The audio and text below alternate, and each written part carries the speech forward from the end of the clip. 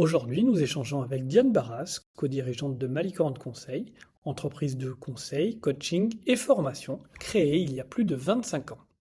Diane a racheté cette entreprise il y a 2 ans. Elle fait ainsi partie des 5% de femmes dirigeantes qui rachètent une entreprise. Cela suscite bien des curiosités, d'autant plus que Malicorne Conseil a un positionnement atypique en accompagnant les hommes et les femmes du monde du machinisme agricole. Bienvenue Diane. Bonjour et ravi d'échanger avec vous. Pour commencer, peux-tu nous en dire plus sur ton attachement avec le monde agricole et le monde du machinisme agricole? D'où cela te vient-il? Quand j'étais petite, mes parents étaient profs et donc nous avions 2 mois entiers de vacances. On était parisiens et tous les étés, on partait dans le Lot-et-Garonne et on louait un gîte dans une ferme.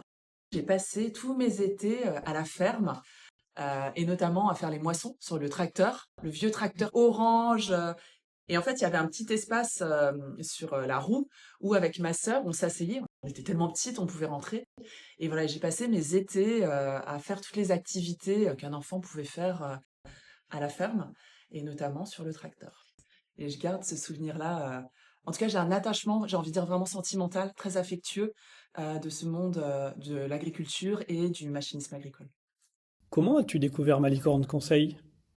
C'est une rencontre avant tout avec un homme, avec, Jean Poitou, qui est coach, et qui a créé il y a 25 ans, Malicorne Conseil, donc qui est une société de coaching et de formation pour le monde du machinisme et qui a été, mon mentor, quand j'ai commencé le coaching.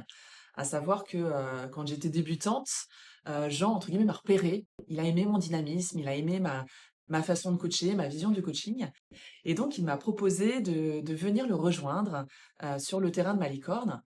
Au départ, je me suis demandé, mais pourquoi? Moi qui venais de L'Oréal, hein, je suis une ex de L'Oréal, donc la cosmétique, la beauté et donc il s'est dirigé vers moi, il m'a dit: «Mais si, viens, je suis sûr que ça va te plaire» et comme j'avais effectivement cet attachement, au monde agricole par mon enfance, je me suis dit: «Bah, pourquoi pas?»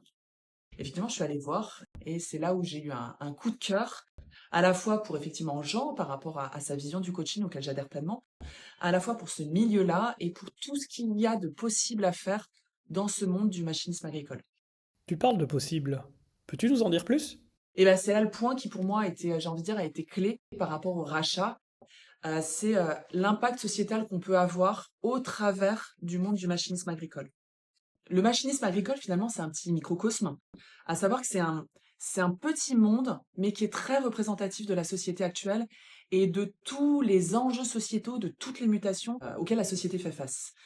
C'est un monde déjà qui est en transformation en termes de taille, à savoir à l'instar des exploitations agricoles qui doivent grossir pour survivre. Aujourd'hui, les concessions de machinisme agricole doivent grossir pour survivre. Historiquement, c'est souvent des petites structures familiales, autrefois avec un patriarche, hein, le grand-père, qui autrefois avait une équipe de 10-15 personnes qu'il manageait d'une façon très familiale. Et aujourd'hui, c'est des structures qui passent la barre des 80 personnes, 80 collaborateurs, 100, 200. Et bien évidemment que du coup, le management, la direction de l'entreprise ne peut plus du tout se faire de la même façon. Or, les dirigeants n'ont pas été habitués à manager des sociétés de cette taille-là. Et donc, on est face à des dirigeants qui finalement sont déboussolés par les changements de structure, par le changement de taille, par le changement de direction, de vision et de management. Et là, ils ont besoin de nous. Ça, c'est un premier exemple. Mais il y en a d'autres. Aujourd'hui, c'est un monde qui fait face à un changement générationnel. On a des nouveaux collaborateurs qui ont 20, 25 ans, qui arrivent avec une nouvelle vision du travail, qui ne voient pas le travail de la même façon.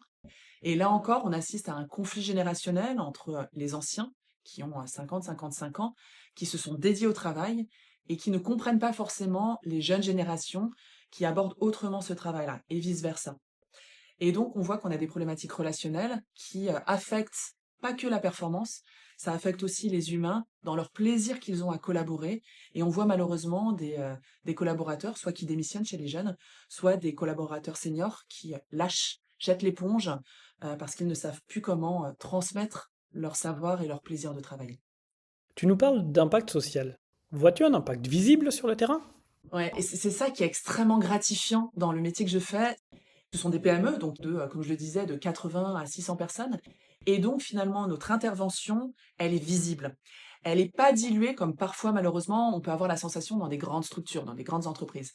Là, très clairement, on a la possibilité d'agir et de voir la propagation des effets. Sachant que nous, en général, on commence par coacher le dirigeant, coacher le COMEX ou le CODIR, coacher les managers. Donc finalement, on arrive à intervenir sur l'ensemble des strates. Et bien évidemment, il y a un effet, j'ai envie de dire, de contagion positive qui est très vertueux et qui du coup est palpable, visible. On intervient également sur des périodes parfois d'un an, 2 ans, ce qui laisse là aussi la temporalité pour apprécier les effets individuellement et collectivement. Et c'est en ça que c'est super gratifiant. As-tu un exemple à nous donner? Ouais, j'ai des exemples de structures d'environ 200-300 personnes où on a eu la possibilité d'intervenir à la fois sur le COMEX et à la fois sur les managers, l'ensemble des managers. Et ce qui s'est passé, c'était finalement un challenge mutuel, à savoir que les managers sont montés en compétences, ce qui a invité le COMEX à monter encore plus en compétences. Et donc, on a fait des allers-retours en termes de formation et de coaching d'équipe entre formation des équipes de managers, formation du COMEX. Ça a aussi eu du coup des effets vertueux sur le fait de lever des sujets tabous. Par exemple, souvent quand on fait des formations pour le management, certains managers vont réaliser qu'en fait leur place n'est pas à la place de manager. Et donc ils ont envie de se réinventer. Et souvent dans des petites structures, c'est assez tabou et peut-être pas forcément le mot, mais c'est des sujets qui n'étaient pas forcément autrefois attrapés. Et donc là, typiquement, on a eu l'opportunité d'avoir des managers qui ont enfin pu poser leur envie de repositionnement professionnel au sein de l'entreprise. Et donc là encore, une belle opportunité qu'on a pu gérer de repositionnement du talent au bon endroit, toujours en le maintenant au sein de la structure. Ce qui aujourd'hui est fondamental, puisqu'on sait que ces entreprises-là, de toute manière, sont soumises à des vrais changements en termes d'organisation, de job, du fait par exemple de l'arrivée de l'IA. Donc, amener l'entreprise à devenir plus autonome, plus capable de repositionner ses collaborateurs, sans forcément faire des départs, c'est super vertueux, et ça, on l'a vu. Effectivement, je comprends l'enthousiasme que tu peux avoir au quotidien. En dehors de cet impact, qu'est-ce qui te touche dans ce projet de reprise de Malicorne Conseil? Ce qui me touche, et c'est le projet qu'on a pour Malicorne, c'est que c'est un projet d'équipe. On a de l'ambition, ça on le dit. Notre ambition, c'est d'être le référent du coaching et de la formation dans le monde du machinisme agricole. Mais cette ambition ne peut pas se faire sans une équipe. Et la beauté du projet Malicorne, c'est que c'est un projet d'équipe. On a des coachs qui ont un potentiel individuel, mais qui va vraiment synergiser en équipe. Et ça c'est magnifique. Ça, c'est beau. Et Malicorne, dans 5 ans?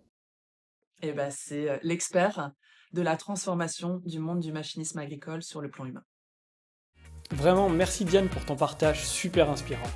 Je vous souhaite à toutes et tous une très belle journée et je vous donne rendez-vous prochainement pour une nouvelle interview destinée à découvrir l'aventure de Malicorne Conseil.